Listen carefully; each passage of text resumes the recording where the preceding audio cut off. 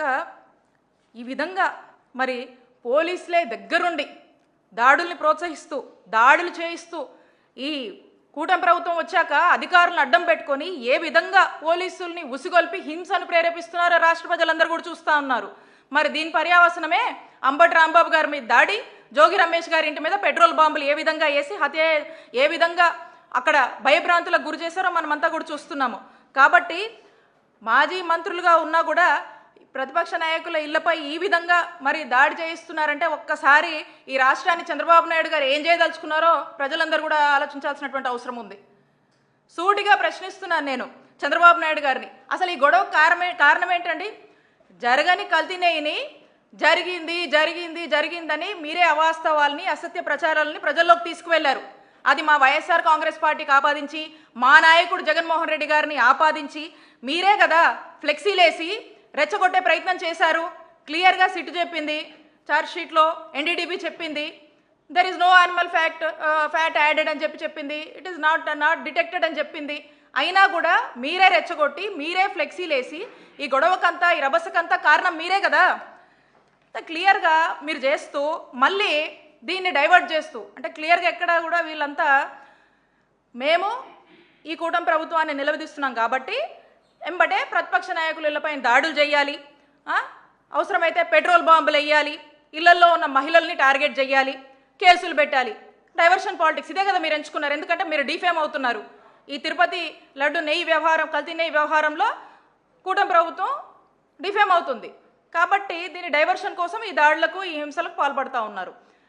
మీరు మొన్న మహిళల్ని టార్గెట్ చేశారు, అక్కడ రాంబాబు గారి ఇంట్లో వాళ్ళ లేడీస్ అందరినీ కూడా టార్గెట్ చేస్తున్నారు. ఈరోజు మనకు స్పష్టంగా అర్థమవుతుంది. చంద్రబాబు నాయుడు గారు మళ్ళీ మాట్లాడతారు ఏమనంటే, ఎక్కడా కూడా మహిళలను అగౌరవించినా, మహిళల మీద అసభ్య పోస్టులు పెట్టినా, మహిళలకు సంబంధించి ఏ ఇబ్బంది వచ్చినా నేను సహించను, తక్షణమే కేసులు పెడతాం, అది ఇదని చెప్పి ఉపన్యాసాలు ఇస్తూ ఉంటారు కదా. మరి ఇవన్నీ కూడా గడప కూడా దాటవు మీరు చెప్పినవన్నీ కూడా. అలా మాటలకి మీ మీడియాలో రాసుకోవడానికి పరిమితం తప్పితే ఇవేమీ కూడా చేతల్లో సాధ్యమయ్యేటివి కావు. ఎందుకంటే మీరే మహిళల్ని టార్గెట్ చేస్తారు, మళ్ళీ మీరేదో మహిళలకు చేసేస్తున్నట్టు, మహిళా పక్షపాతిలాగా మహిళల గురించి తెగ ఆలోచిస్తున్నట్టు, మహిళకి ఏ ఇబ్బంది వచ్చినా మీరేదో తెగ చేస్తున్నట్టు మళ్ళీ మీరే బిల్డప్ ఇస్తారు. కాబట్టి ఇక్కడ నేనున్నాను, ఒక బీసీ మహిళను నా మీద పలుసార్లు దాడి చేశారు. ఈ విషయంలో కూడా నేను గుడికి వెళ్తే నా మీద కేసు కట్టారు. మరి దీనికి మీరేం సమాధానం చెప్తారు? అసభ్యంగా సోషల్ మీడియాలో నంబర్ ఆఫ్ పోస్టులు పెట్టి వేధిస్తూ ఉన్నారు. మా పరిస్థితి ఇలా ఉంటే రాష్ట్రంలోని సామాన్య మహిళల పరిస్థితులు ఏంటండి? సమాధానం చెప్పండి చంద్రబాబు నాయుడు గారు. దీనికి ఏముండదు. ఇవన్నీ చూస్తుంటే అసలు రాష్ట్రంలో ఆటవిక పాలన నడుస్తుందా అనిపిస్తుంది. లా అండ్ ఆర్డర్ ఉందా అని ప్రతి సామాన్యుడు ప్రశ్నించేటువంటి పరిస్థితి ఈరోజు నెలకొంది. There is no democracy, no Indian constitution, no law and order. ఇది మన రాష్ట్ర పరిస్థితి. జంగల్ రాజుగా మారింది ఈరోజు మన రాష్ట్రం. ఈ విధంగా 20 నెలలుగా మనం చూస్తూ ఉన్నాం. కంటిన్యూస్గా ఇదే తంతు. ఏమంటే రెడ్ బుక్, లోకేష్ గారు red book implementation, red book agenda, red book policy, red book governance. రాష్ట్రంలో యథేచ్ఛగా కూడా ఇదే నడిపిస్తూ ఉన్నారు. అందుకే మన ఆంధ్రప్రదేశ్ రాష్ట్రంలో అంబేద్కర్ గారు రాసినటువంటి రాజ్యాంగం ఎటో పోయిందండి. దానికి తూట్లు పొడిచేశారు.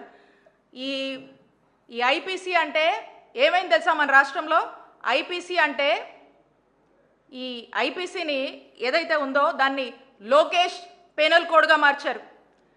ఈ బిఎన్ఎస్ని బాబు న్యాయ సంహితగా మార్చారు ఆంధ్రప్రదేశ్ రాష్ట్రంలో.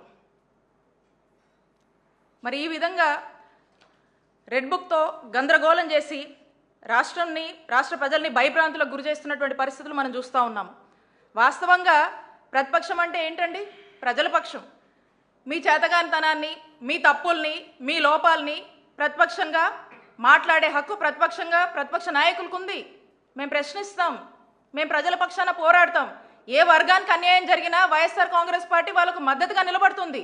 మీరు చేస్తున్న తప్పులు తప్పని అంటుంది.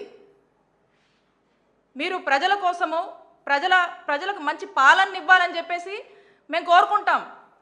అది జరగనప్పుడు మేము ప్రశ్నిస్తాం మిమ్మల్ని. మరి ఈరోజు అలాంటి పరిస్థితి వస్తే గొంతెత్తి మాట్లాడితే దాడులు చేస్తున్నారు, హత్యాయత్నాలు చేస్తున్నారు.